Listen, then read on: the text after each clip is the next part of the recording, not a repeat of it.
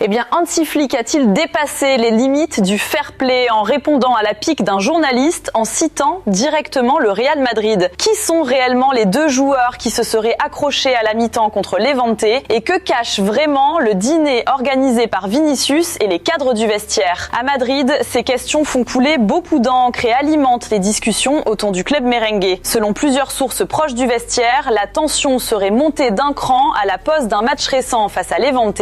Un cadre offensif aurait demandé plus d'intensité, plus de rythme et davantage d'agressivité dans le jeu. Mais la réplique aurait été cinglante. Un autre cadre aurait répondu « Tu marques, d'accord, mais tu ne joues pas mieux que le reste de l'équipe ». Et l'hypothèse Mbappé-Courtois circule, mais rien n'a été confirmé. Mais si cela s'avérait exact, cela traduirait une tension entre exigence collective et statut individuel. Dans la foulée, le fameux dîner organisé par Vinicius et d'autres cadres soulève des interrogations. Officiellement, il s'agissait de renforcer la cohésion du groupe. Officieusement, certains y voient une réunion de crise déguisée, destinée à éviter que la situation ne dégénère avant les grandes échéances. Pendant ce temps, Hansi Flick a ravivé la rivalité en conférence de presse. À la question d'un journaliste « Que pensez-vous de ceux qui minimisent la qualification du Barça en demi-finale de Coupe du Roi ou qui tentent de la dévaloriser parce que vous n'avez pas encore affronté une équipe de très haut niveau ?» Flick a répondu sèchement, déclarant « Demandez